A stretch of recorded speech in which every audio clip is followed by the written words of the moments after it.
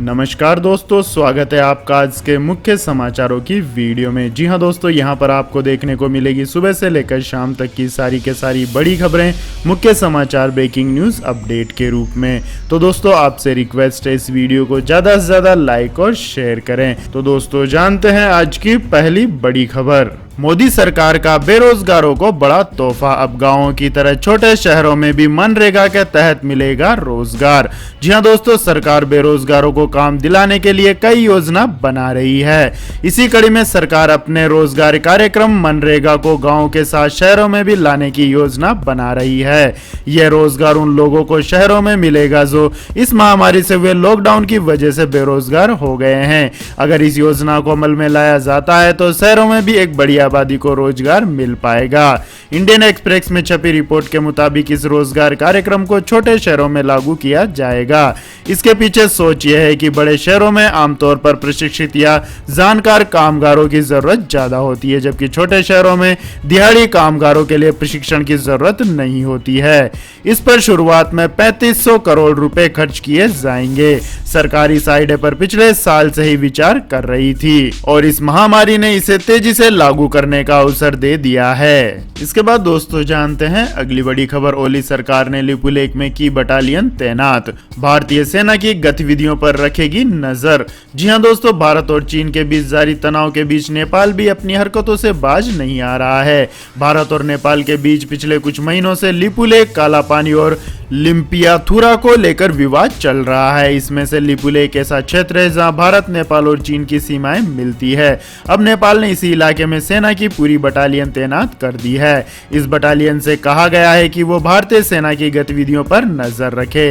News agency के मुताबिक पिछले हफ्ते केपी शर्मा ओली की सरकार के गृह मंत्रालय ने सेना को एक आदेश जारी किया है। इसमें कहा गया है कि भारत और चीन के बीच जारी तनाव के मद्देनजर लिपुलेख सीमा की सख्त निगरानी जरूरी है। इसके बाद नेपाल आर्म्ड पुलिस फोर्स की 44वीं बटालियन यहां तैनात की गई।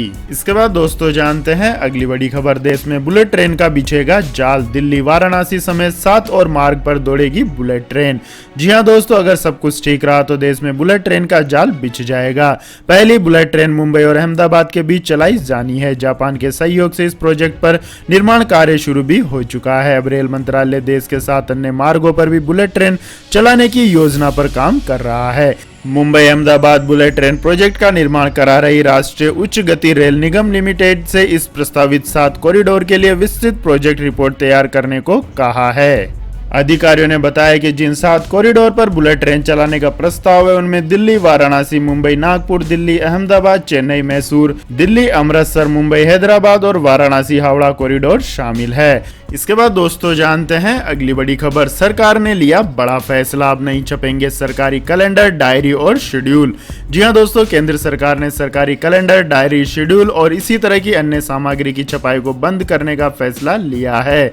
मौजूदा परिस्थितियों जिसमें दुनिया उत्पादकता के लिए बड़ी तेजी से डिजिटल साधनों को अपनाने की ओर बढ़ रही है को देखते हुए भारत सरकार ने सर्वोत्तम कार्य प्रणाली को व्यवहार में लाने का फैसला लिया है। किसी भी मंत्रालय, विभाग, सार्वजनिक क्षेत्र के उपक्रमों, सार्वजनिक क्षेत्र के बैंकों और सरकार के अन्य सभी अंगों द्वारा आने वाले वर्षों में उपयोग के लिए दीवार कैलेंडर, डेस्कटॉप कैलेंडर, डायरी और ऐसी अन्य सामग्री की प्रिंटिंग की दिशा में कोई गतिविधि नहीं की जाएगी।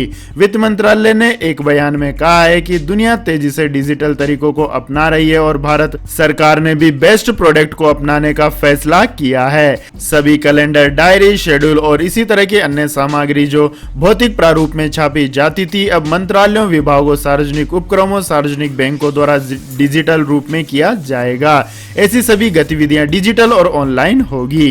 इसके बाद दोस्तों जानते हैं अगली बड़ी खबर। कंटेनमेंट जोन में नहीं खुलेंगे मेट्रो स्टेशन, सिर्फ सुबह और शाम को चलेगी ट्रेनें। जी हां दोस्तों, केंद्रीय आवास और शहरी मामलों के मंत्री हरदीप सिंह पुरी ने बुधवार को बताया कि मेट्रो ट्रेनों को देश भर में चलने की इजाजत दी गई है। 7 सितंबर से उन्हें चलाया जाएगा। उन्होंने आगे बताया कि जहां एक से अधिक लाइन है वहां 7 सितंबर से चलाया जाएगा ताकि 12 सितंबर से सभी कॉरिडोर खुल जाएं। ट्रेनों के फेरों को भी बढ़ाया जाएगा ताकि ज्यादा से ज्यादा लोग तक इसकी सुविधा पहुंच सके। हालांकि इसे कुछ चरणों में किया जाएगा। वहीं मेट्रो स्टेशन में प्रवेश को लेकर उन्होंने साफ कर दिया है कि बिना थर्मल स्क्रीनिंग के प्रवेश नहीं मिलेगा। इसके साथ ही अगर किसी शख्स के शरीर का तापमान थर्मल स्क्रीनिंग में बड़ा मिलता है तो उसे मेट्रो में प्रवेश नहीं मिलेगा। वहीं मेट्रो के स्टेशन अगर कंटेनमेंट जोन में पड़ते हैं तो उसे नहीं खोला जाएगा। मास्क और शारीरिक दूरी का पूरा ख्याल हर शख्स को रखना होगा। मेट्रो में एक सीट छोड़कर यात्रियों को बैठना होगा। वहीं दिल्ली मेट्रो के चीफ ने बताया कि हम प्रारंभिक रूप में पहले सिर्फ एक लाइन को खोलेंगे। यह सुबह 7 बजे से लेकर 11 बजे तक, वहीं शाम 4 बजे से लेकर रात 8 बजे तक ही चलेगी। इसके बाद दोस्तों जानते हैं अगली बड़ी खबर। लेकिन दोस्तों अगली खबर जानने से पहले आप लोगों से गुजारिश है कि इस वीडियो में दिखाई गई खबरें अगर आपको पसंद आई हो तो इस वीडियो को लाइक करें, कमेंट करें और हमारे चैनल को सब्सक्राइब करें। तो दोस्तों जानते हैं अगली बड़ी खबर। इस संकट के बीच ये कंपनी 20,000 महिलाओं को देगी नौकरी, 1.5 लाख रुपए तक होगी सैलरी। जी हां दोस्तों, इस संकट के बीच ग्रेजुएट और पोस्ट ग्रेजुएट महिलाओं के लिए अच्छी खबर है। एडटेक स्टार्टअप व्हाइटहेड जूनियर ने कहा है कि वह अपने प्लेटफॉर्म के साथ भारत में महिला टीचरों की संख्या बढ़ा रही है।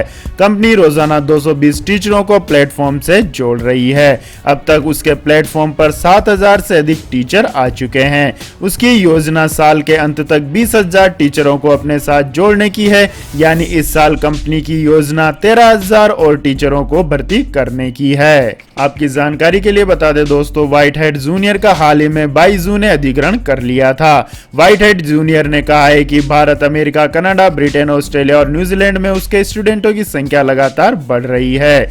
इससे प्लेटफॉर्म को ज्यादा टीचरों की जरूरत पड़ रही है। इस बढ़ती मांग को पूरा करने के लिए वह अपने प्लेटफॉर्म पर टीचरों की संख्या बढ़ा रही है। कंपनी ने कहा है कि इस महामारी की संकट की वजह से डिजिटल एजुकेशन और शिक्षा के तरीके में नए प्रयोगों का दौर चल रहा है। इसके बाद दोस्तों जानते हैं अगली बड़ी खबर। पबजी समेत 118 ऐप बैन, चीनी मोबाइल ऐप्स पर एक और सर्जिकल स्ट्राइक। जी हां दोस्तों, भारत सरकार ने चीनी मोबाइल ऐप पर फिर से नकेल कसते हुए 118 ऐप के भारत में इस्तेमाल पर रोक लगा दी है। इसमें दुनिया भर में पॉपुलर गेमिंग ऐप पबजी भी शामिल है। इससे पहले भारत सरकार करीब 106 ऐप पर पहले ही प्रतिबंध लगा चुकी है। इसमें वीडियो ऐप टिकटॉक भी शामिल है। आपकी जानकारी के लिए बता दें दोस्तों, लद्दाख में चीन पर सीमा के साथ हुए विवाद के बाद भारत सरकार कूटनीतिक स्तर पर चीन पर शिकंजा कसने का काम कर रही है। इसके तहत चीन को आर्थिक स्तर पर शिकस्त देने की कोशिश की जा रही है। इसके बाद दोस्तों जानते हैं अगली बड़ी खबर। भारत के करीब कई सैन्य अड्डे बनाने में जुटा चीन, भारत को चारों तरफ से घेरने की है रणनीति। जी हां दोस्तों, पहले डोकलाम और अब पूर्वी लद्दाख में चीन ने जिस तरह का आक्रामक रवैया दिखाना शुरू किया है, क्या वह उसके बड़े गेम प्लान का हिस्सा है? इस सवाल का सीधा जवाब तो नहीं है, लेकिन अमेरिकी रक्षा मंत्रालय पेंटागन की तरफ से मंगलवार को वहां की संसद में पेश एक रिपोर्ट को खंगाला जाए तो बहुत कुछ स्पष्ट हो जाता है। इस रिपोर्ट का निष्कर्ष यह निकलता है कि चीन भारत को चारों तरफ से घेरने की पूरी रणनीति बना चुका है। रिपोर्ट के मुताबिक चीन धीरे धीरे अपनी रणनीति को अमल में ला रहा है। कम से कम दर्जन भर देशों में चीन अपने सैन्य अड्डे स्थापित कर रहा है, जिसमें से कई भारत के निकट पड़ोसी हैं, जहां चीन की गतिविधियां सीधे तौर पर भारत के हितों को प्रभावित करती है। इसमें पाकिस्तान तो शामिल ही है, लेकिन Sri Lanka, Myanmar, Singapore, UAE, Seychelles जैसे निकट के पड़ोसी देश भी शामिल हैं। इसके बाद दोस्तों जानते हैं अगली बड़ी खबर। 50 साल से ज्यादा उम्र के कर्मचारियों के काम पर सरकार रखेगी नजर, गड़बड़ होने पर करेगी छुट्टी। जी हां दोस्तों, केंद्र सरकार 50 साल से ज्यादा उम्र के ऐसे कर्मचारियों को नौकरी से हटाने की तैयारी कर रही है जिनकी परफॉर्मेंस कमजोर है। मोदी सरकार ने अपने सभी मंत्रालय और विभागों को 50 से ज्यादा की उम्र के कर्मचारियों की प्रोफाइल तैयार करने को कहा है।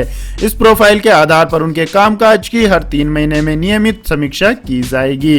बिजनेस स्टैंडर्ड में छपी एक खबर के अनुसार इन कर्मचारियों की परफॉर्मेंस अच्छी ना होने पर ऐसे लोगों को नौकरी से बाहर का रास्ता भी दिखाया जा सकता है।